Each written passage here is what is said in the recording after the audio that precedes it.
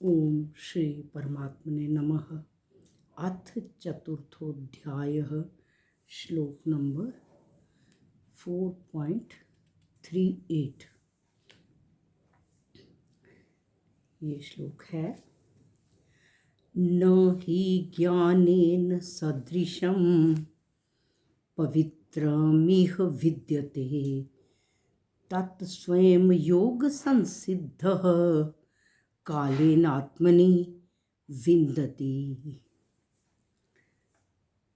कहा गया है पवित्रमिह, पवित्रम प्लस इह, इह इस मनुष्य लोक में ज्ञानेन सदृशम, पवित्रम ज्ञान के समान पवित्र करने वाला ही न विद्यते, निसंदेह कोई भी साधन नहीं है।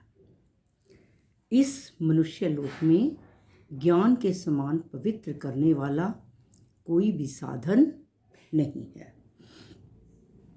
आगे कहा है, थर्ड पार्ट में है, योग संसिद्ध, जिसका योग भली भांति सिद्ध हो गया है, ऐसा कर्मयोगी तत् कालेन स्वयं आत्मनि विन्दति।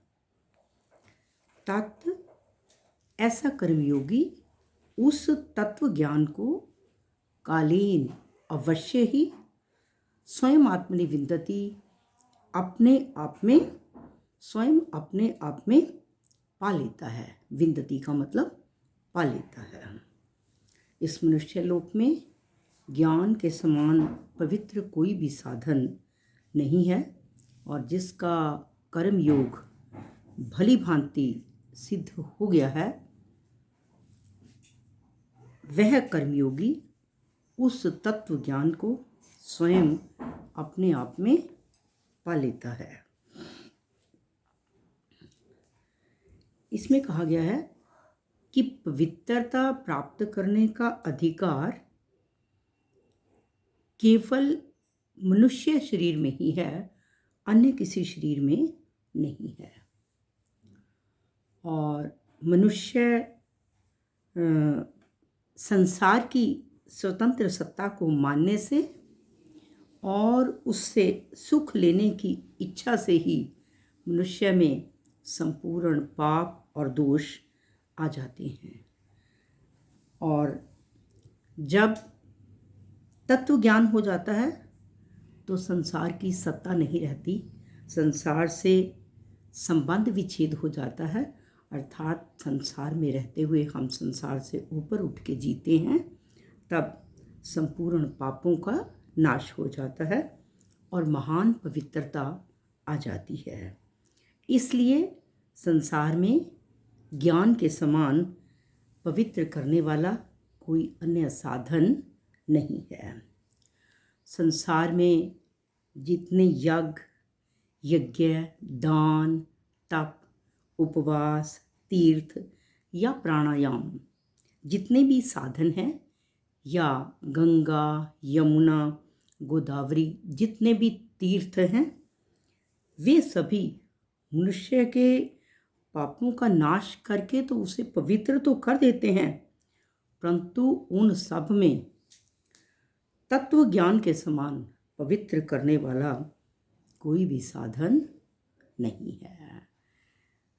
इंसान कहता है कि मैं पाप तो हो गए, गंगा में नहा के मेरे पाप पवित्र हो जाएंगे, या तीर्थों पर जाकर मेरे पाप पवित्र हो जाएंगे। गंगा कहती, मैं किसी के पापों को नहीं लेती। जब गंगा में स्नान करके कहा कि मेरे पाप पवित्र हो जाएंगे, तो गंगा का पानी वाष्प बनकर बादल बन जाता है, और वही बादल वर्षा के रूप में हमारे ऊपर बरसते हैं। जो जो जैसा जैसा कर्म करता है, उसका वैसा वैसा फल उसके ऊपर ही आकर गिरता है। गंगा कहती, मैं किसी के पापों को अपने पास नहीं रखती। जो जो व्यक्ति जैसा करता है वो सब उसी के ऊपर आ जाता है, परंतु ज्ञान के समान पवित्र करने वाला कोई भी साधन नहीं है। ज्ञान सबसे उत्तम कहा गया है। और कहा है परमात्मा पवित्रों के भी पवित्र हैं। पवित्राणाम पवित्रम यो मंगलानाम च मंगलम दैवितम देवतानाम च भूतानाम यो अव्यय पिता। कि उन्हीं परम पवित्र परमात्मा का अनुभव कराने वाला होने से तत्व ज्ञान को अत्यधिक पवित्र कहा गया है। छठे अध्याय के चौथे श्लोक में कहा गया है यदा ही नेन्द्रियार्थेषु न कर्म स्वनुषज्जते सर्व संकल्प सन्यासी योगारूढ़स्तदुच्यते। कि जिस समय मनुष्य यदा ही नेन्द्रिय अर्थेषु न कर्म स्वनुषज्जते, कि इंद्रियों को उनके विषय में जाने से रोक लेता है और संपूर्ण संकल्पों का त्यागी, संकल्पों से ऊपर उठकर जीता है, उसे योगारूढ़ कहा जाता है। और तत्व ज्ञान, ये जो योगारूढ़ अवस्था है, ये कर्म योग की अंतिम अवस्था है। और आगे कहा है कि तत्वबोध हो जाने पर संसार से सर्वथा संबंध विच्छेद हो जाता है। और कर्म योग की मुख्य बात क्या है कि अपने लिए कुछ भी ना मानकर संपूर्ण कर्म संसार के हित के लिए करना और अपने लिए कुछ भी ना करना, ये कर्म योग कहा गया है। वह कामना ममता आसक्ति से रहित होकर वह कार्य करना जिसमें दूसरों का सुख छुपा हो और कर्तृत्व अभिमान से रहित होकर जीवन बिताना, ये कर्म योग का सिद्धांत है। और ऐसा करने पर ये सामग्री और क्रिया शक्ति दोनों का प्रवाह संसार की सेवा में लग जाता है। और संसार की सेवा में प्रवाह जब संसार की सेवा में हो जाता है तो मैं सेवक हूँ, उसका ऐसा भाव भी समाप्त हो जाता है, वो सेवा में बदल जाता है। मैं नहीं कुछ कर रहा, केवल मुझे तो निमित्त बनाया जा रहा है। और ये सेवा भी करवाने वाला भी वही है। फिर सेवक और सेवा दोनों ही समाप्त हो जाते हैं, सेव्य में बदल जाता है। जब कहा है इस प्रकार सेवक सेवा बनकर सेव्य में लीन हो जाता है, तब प्रकृति के कार्य, शरीर और संसार से किसी प्रकार का भी संबंध नहीं रहता, संबंध विच्छेद हो जाता है। इंसान संसार से ऊपर उठ के जीने लगता है। और कहा गया है कि जब व्यक्ति इस तरह से कर्म योग में जीने लगता है, तब वह अपने अंदर ही, कि कर्म और पदार्थ तो अनित्य हैं, लेकिन आत्मा नित्य है। अनित्य कर्मों का नित्य स्वरूप से, अर्थात संसार की वस्तुओं का आत्मा से कोई संबंध नहीं है। आत्मा सदा रहने वाली है, सारे संसार की वस्तुएं और संसार जो है वो नाशवान है।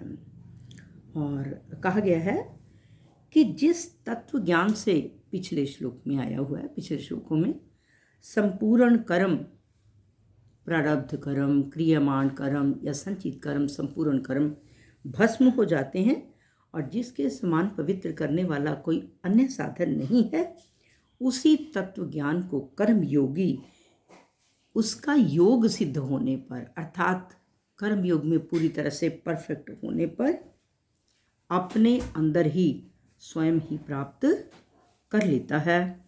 और इस तत्व ज्ञान को पाने के लिए कहा है कि हमारे अंदर से श्रद्धा जागनी चाहिए।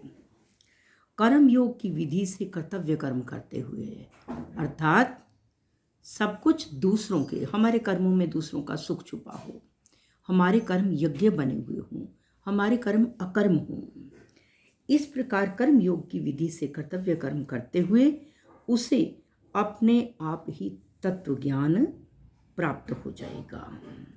और फिर कहा है कि परमात्मा तो सब जगह परिपूर्ण होने से अपने में भी है, और जहाँ साधक मैं हूँ अपने आप को ये मानता है, वहीं परमात्मा विराजमान है।